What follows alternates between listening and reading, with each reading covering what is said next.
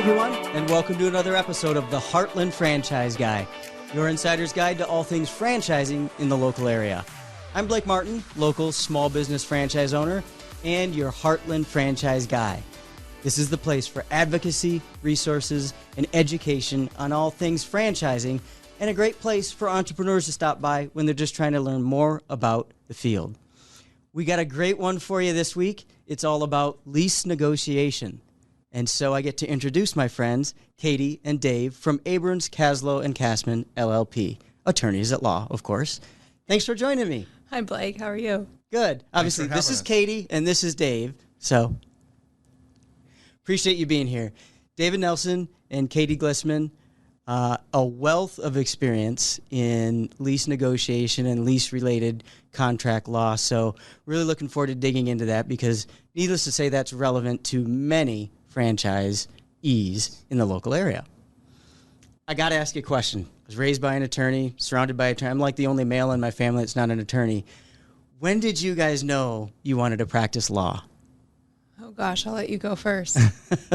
When I was a junior in undergrad at Kearney State, I was an accounting and finance major. Really? I decided to give the law a try. So took the LSAT and applied to law schools, and the rest is history.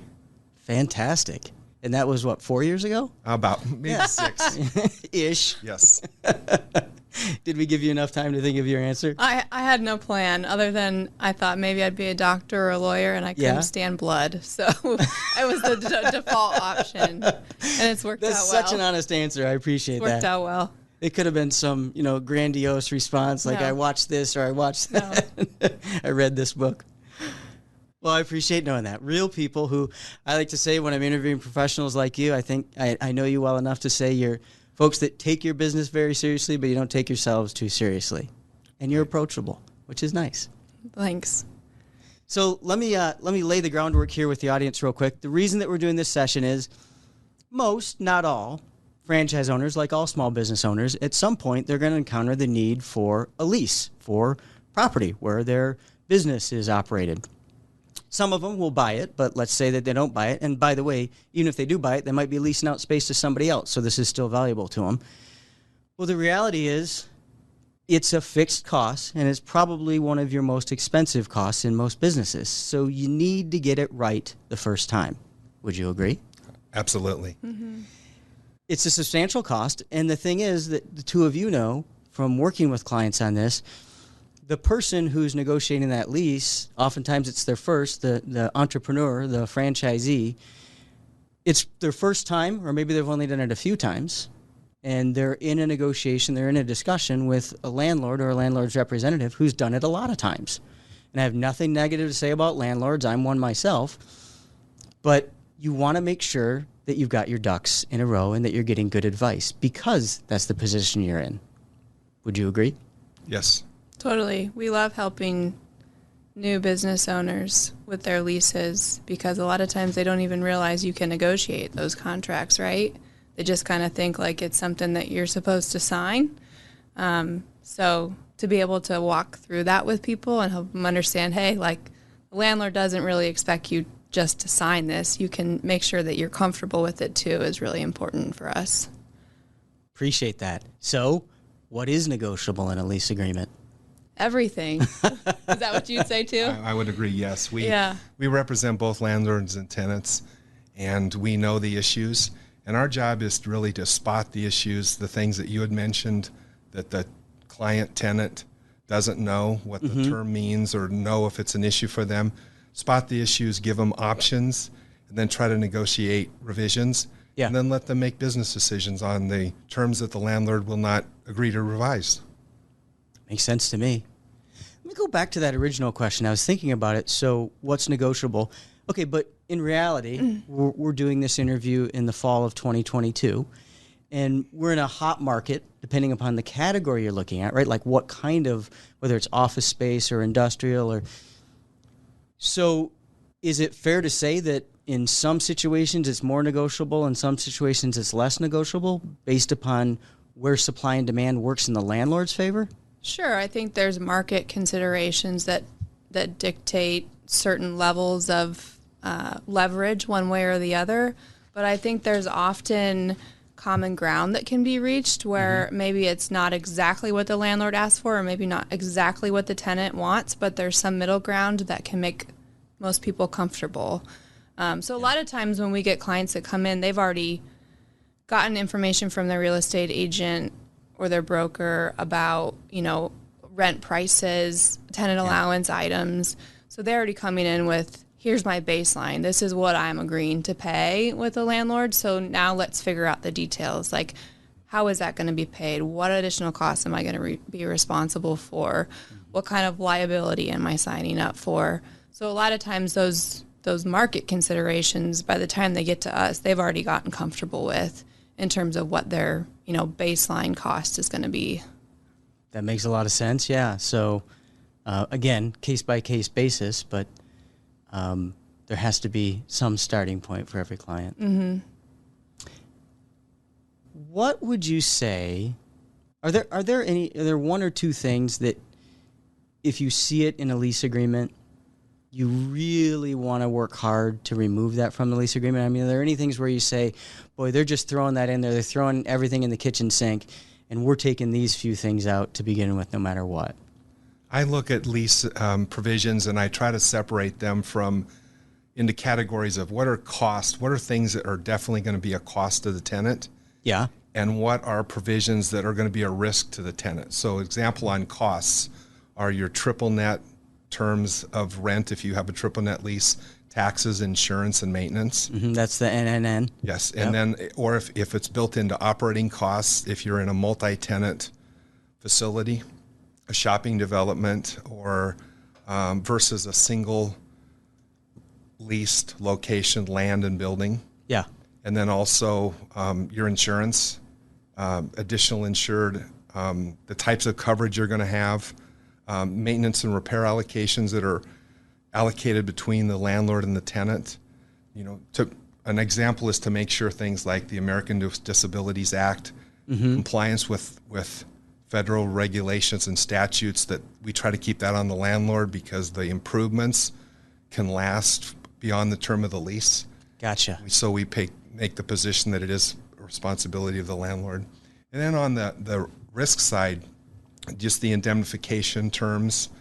If there's an accident, to make sure you have the right coverage as a tenant, that you have the right endorsements for your policy if there's waiver of subrogation, and additional insured for the landlord. Mm-hmm. Can you talk waiver of subrogation? So waiver of subrogation is basically the concept where if I damage your building, you're the landlord, I'm the tenant. Mm-hmm. If subrogation is waived, you will look only to your insurance company to pay the claim, and the insurance company is not subrogated to your rights to sue me as the tenant that damaged the building.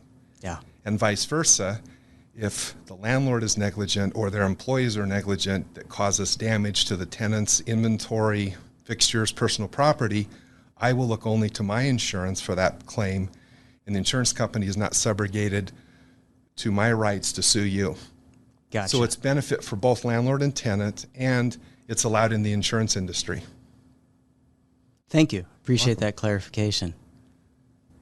We find that a lot of times one of the main items that tenants are overlooking is the insurance piece, right? And that's really important because a lot of times a lot of the liability for tenants is covered off through insurance. But one of the big items is figuring out who has the casualty or the property insurance on a space. And sometimes, and in a lot of cases, the landlord will carry that and then pass the cost on to the tenant.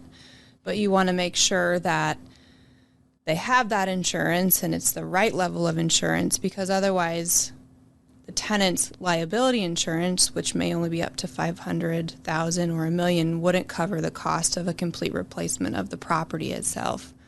So, and then it could potentially come out of their fall back pocket on them unless the landlord has, full replacement coverage with the correct waivers of subrogation and that type of language in the lease. So that's something we obviously recommend they talk to their insurance carriers to make sure that they know that they have the appropriate coverages and endorsements, but also that we make sure we get the language right so that everybody's kind of on the same page. It's not one of those things that's usually a sticking point. It's just one of those things that making sure that the landlord and tenant are aligned on what the responsibilities are. and there's clarity in writing in case the poop hits the fan someday. Yeah, that's one of those situations you never want to happen, right? And hopefully it never does happen. But could be a major cost item for the tenant if it's not done right. Makes a lot of sense. What we talked? I was thinking about a few things that people get confused about. You already described triple net, the NNN, so thank you for that. We also talked briefly, or you mentioned tenant improvement or tenant allowance. Here people call it TI, whatever. Can you talk a little bit about tenant improvement, tenant allowance, and what people should know about that if they've never signed a lease before? Do you want to take that Sure. one, or do you want me to? So often in a lease, the landlord will provide a tenant allowance to the tenant, and what that is it's usually a fixed dollar amount that's decided up front. It's part of the lease. It's a section in the lease that allows the tenant to use funds supplied by the landlord to build out the space. It could be shelving, it could be office furniture, partitions, anything that the landlord or the tenant would need to operate the space. Typically, the provision in the lease provides that the tenant can spend up to that amount. The landlord has to approve the contractors and approve the budget for the expenses, and any unused amount is not then credited to the tenant for rent. What I try to negotiate for the tenant is that amount will not be escrowed, but the tenant could use it at a later date if additional changes were necessary. Gotcha. There are provisions sometimes in leases from the landlord's perspective that if the lease terminates early, if the tenant's in default and there's an eviction, that tenant allowance is damages the landlord can collect. Mm-hmm. But it's a very nice tool for a tenant because, as we know, franchise tenants, even non-franchise tenants, have startup expenses, and that's just something that the landlords are in, especially in a market that we're in right now. Yeah. That landlords are furnishing to tenants. So it's very good to ask for that by the tenant. Sometimes the landlord doesn't have it in their plan, but will make an exception and grant it for this tenant. Another thing to consider with that tenants often don't realize is a lot of times the landlord's not going to actually pay out that amount until after the work is completed and a certificate of occupancy is obtained. And so what that causes is the tenant to either have the required cash or get a loan for that amount.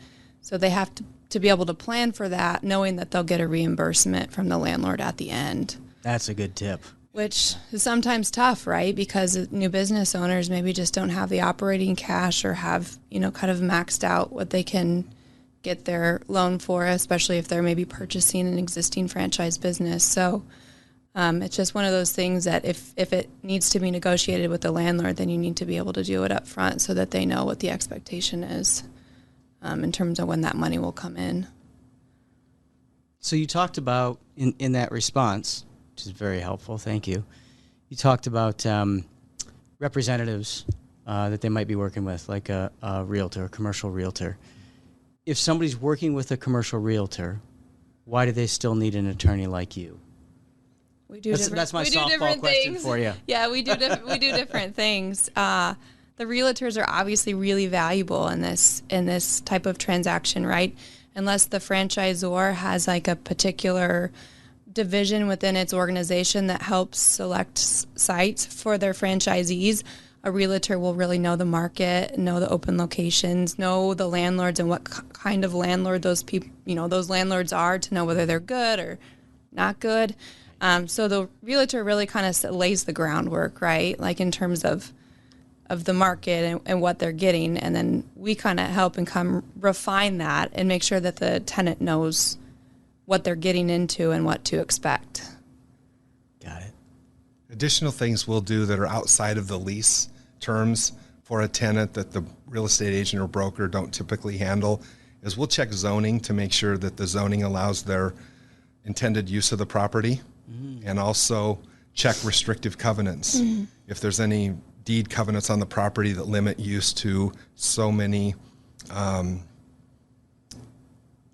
people in a building, or certain height restrictions, setback restrictions, sometimes prohibitions. There might be a tenant in the complex that has an exclusive use for a certain type of product or services. Can't open a coffee house if there's already another one in that same so strip. we'll check that and raise that to the tenant's understanding, and then they can make a decision if that's the right space for them. Yeah. What we find is, I think a lot of, obviously I would be the same way, is a lot of new business owners are, hesitant to spend money on kind of what they see as just paper, right? But I think we find when we start the process with somebody like that, it doesn't end like that, right? It helps us develop a relationship with them, which will hopefully grow. I mean, our firm is based upon long-term relationships with clients that grow out of trust and longevity. So our desire is to create a relationship with a client that goes past just a lease negotiation. So we try to be fair, we try to be reasonable, we try to be efficient. But, I think they learn the value of what we're providing by the end of it that may not be apparent to them at the beginning. You know what I mean? Because we're trying to save them money over the term of their lease, whether that's 3 years or 5 years or 10 years or whatever. So even though it's a piece of paper, we hope that there's, they recognize some value at the end. Yeah. Potentially real value that dollars might not even realize how that's going to work out to their advantage at the time. That's a really good way to segue and remind everybody. So how do people get a hold of Abrams, Kaslow, Cassman? You can call us. We got our website. We're on all the social media pages. Best way, I think, to introduce yourself if you're potentially looking for somebody like us is to call. Pick up the phone and call. That way you can get a feel for, us or whatever attorney you might be working with to see if it's something that's in their wheelhouse and experience and kind of develop a relationship that way. I noticed today when I was double checking, so if you, Abrams, Kaslow, Cassman, right? Unless everybody's going to memorize the spelling. I Googled AKC Law, Omaha, and you guys came right up. Good. So we can do that, right? And then you get the phone number and everything? Okay. So a couple more questions. I know we're going to have to wrap up here in just a minute, but a few things that I wanted to ask you about and make sure to include in here. Why? You answered the question about why not to do it on your own. So let me throw it out a different way. What are the risks of somebody not having a proposed lease reviewed by an attorney who understands it? Well, we've went over several of the risks, Blake. The waiver of subrogation, the insurance terms, making sure your insurance agent reviews all of the insurance and indemnification terms. But just to help the client identify the costs and budget for them, the maintenance and repair costs that they're going to have under the lease.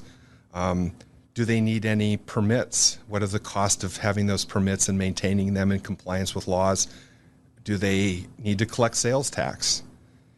And getting that permit and budgeting for that, making sure they have the workers' compensation that's required by state law. Just really helping them budget, identifying the risks, the cost, and budget for those so that there's no surprises for the tenant once they're operating. That's really well said. I mean, a fire or a tornado or any type of a casualty is unexpected, but if we've got the right lease terms, we can plan for how that's going to be handled. Is there a termination option in the lease? Do the lease term match the franchise agreement term? Is there a renewal option in favor of the tenant under the lease to match any renewal option under the franchise agreement? We'd like to have a termination right that the lease itself terminates if for some reason the franchise agreement terminates. Aren't always successful in getting that, but we try that. Does the assignment provisions match? In a franchise agreement, you're always going to need the franchisor's consent to transfer the franchise. You're going to need the landlord's consent also, but try to get the terms of those matching and to allow for a assignment of the lease to a successor franchisee that you would assign to. Yeah, I think one thing we haven't mentioned yet is a lot of times a franchisor, as you know, is going to have particular requirements that they want included in the lease, whether as part of the lease or a rider. Yeah. And so you're going to be in default of your franchise agreement from day one if you don't get that figured out, right? So that's obviously an important piece to make sure that the landlord signs off on. Absolutely. You intuitively took my last question, so thanks. I'm sorry. But I did think, no, it's perfect. Leases Sounds better when you're talking anyways. Leases also often require the tenant to have a service contract for the HVAC and other parts, so we Yeah. can identify that and put together a checklist for the tenant that's a pre or post-closing items, post-closing, post-lease signing, post-franchise agreement closing, things that they need to have in place pre and post. Sequencing it appropriately. Yes. Makes a lot of sense. One last question. Personal guarantees. How often do you see landlords asking for personal guarantees from the tenants? And if the answer is more than 1%, describe what the personal guarantee means. So a lot of times, right, franchisors, they can either choose to sign in their own name, but a lot of times most new business owners are sophisticated enough these days to set up an LLC or a corporation to run their business. So in that case, you would be signing the lease in the name of the LLC or the corporation, similar to the way you would be signing the franchise agreement. Well, if it's a brand new LLC or corporation, the landlord's going to be hesitant because your liability to them will be limited to whatever's in the LLC or corporation. So sophisticated landlords or landlords that have multiple properties or have been doing it for a long time will typically require a guarantee. There's some landlords that if you have a personal relationship or maybe you've operated a business that's different from the franchise and they know you and you have history of operating, maybe there's a chance that they won't ask for it. I mean, we do still see that sometimes where there's just not a request. But I think one of the benefits of coming to a lawyer is when you sign a personal guarantee, just like when you sign, a loan for your house, a loan in your personal name or whatever, you're putting your own assets at risk, your personal assets at risk. And so one of the benefits that we can offer is we can say, hey, we understand you're going to be on the hook for this personal guarantee. This landlord's requiring one. But we can kind of help you try to negotiate it to something less. Maybe there's a cap on your guarantee, or maybe it's limited to a certain number of years, or maybe it's covers everything but X. And so that way, we're just trying to protect your assets to the extent that, we can. Sometimes the landlord goes for that. I mean, I would say often they do if it's a reasonable request. If it's an unreasonable request, they're not likely to, but, we try to get something for the tenant in that respect. The art of negotiation. Yes. Yeah. Well, you guys just ended it with a flurry of gold nuggets, so thank you so much. We really appreciate you packed a lot of good information in there in half an hour or less. So thank you so much for being with us today. I really appreciate it. Well, thanks for having us. We enjoy working with you, so we appreciate it. Thank you. Absolutely. Dave Nelson, Katie Glissman from Abrams, Kaslow, Cassman LLP Law.